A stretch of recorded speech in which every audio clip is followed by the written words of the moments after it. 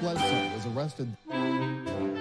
Patrick Montgomery was in court. Jonathan Manapa will stay in federal custody. No, I don't take responsibility at all. Hey everyone, welcome to the show. So 35-year-old former Missouri resident, now Colorado resident, Eric Harrower, traveled to D.C. with his friend, also fellow January 6 convict, Joshua Dressel. At the time, Dressel was Harrower's boss. Following Donald Trump's speech at the Ellipse, they walked to the Capitol together. Harrower admitted to investigators that as they approached the Capitol, they heard flashbang grenades. They saw what they believed to be tear gas in the air. Harrower also said that others who had been hit with pepper spray and pepper balls were running around. You could clearly see they were in distress. But they ignored all of that. They continued on to the restricted grounds. And Harrower was seen scaling a 10-foot Capitol wall. He was trying to reach the upper level of the building.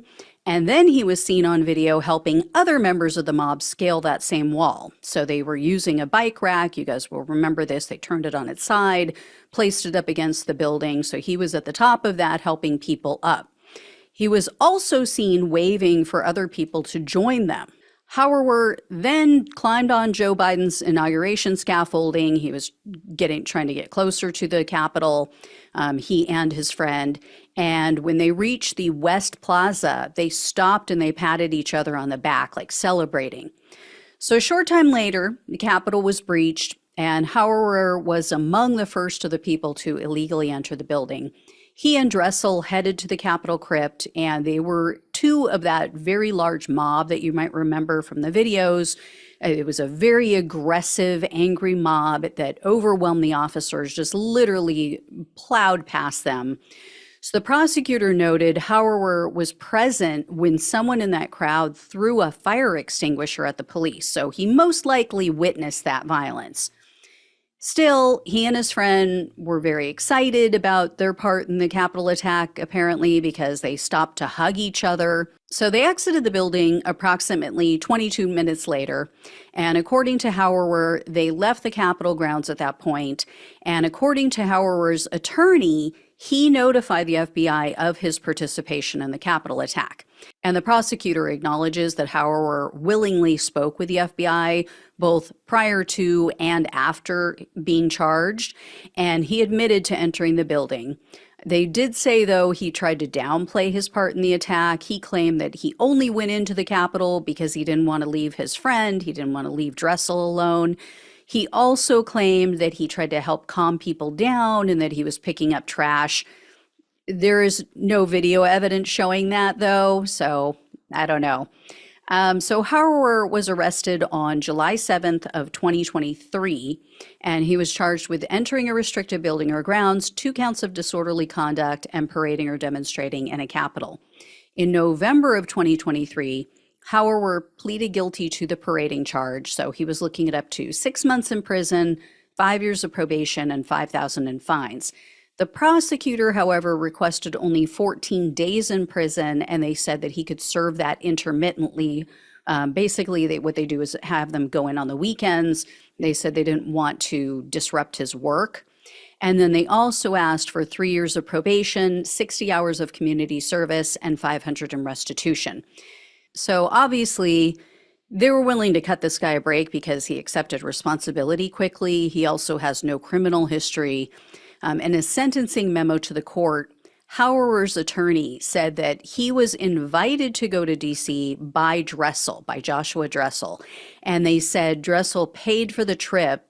And Harrower claims that he feared that if he didn't go, if he refused to go, he would be fired.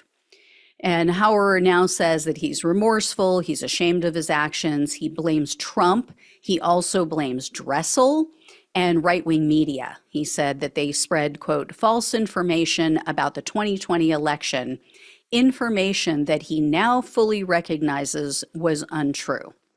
So since then, Harrower has found new employment. He cut all ties with Dressel. He moved his family to Colorado. He said to be closer to family and, to have a support system. So, U.S. District Judge James Boasberg presided over Harrower's case, and when all was said and done, he sentenced Harrower to 1 year of probation, 50 hours of community service, and $500 in restitution. So, I'm conflicted on this one. Harrower is definitely one of the low-level offenders. He did plead guilty almost immediately, but, as you guys know, what I always say, the police would never have been violently attacked, or would have been less likely that day, unless you had these low-level offenders adding to the size and the strength of that mob. And without all of the so-called peaceful protesters, they wouldn't have been distracted. The officers wouldn't have been distracted. They would have been able to help their fellow officers. So hopefully this guy means what he says. I'm not going to bank on it. I've seen too many of them spout off all kinds of stuff in court and then turn around and just act like jackasses and completely take it back. So, hopefully he means it, or at least what his attorney says, hopefully he means. We'll see. I will definitely keep you posted. If I hear any more, I'll let you know. Thank you all so much for watching and listening. Please like this video, share it with everyone you know, become a subscriber if you have not. If you can donate, truly appreciate it. Love you all. Take care. Talk with you soon.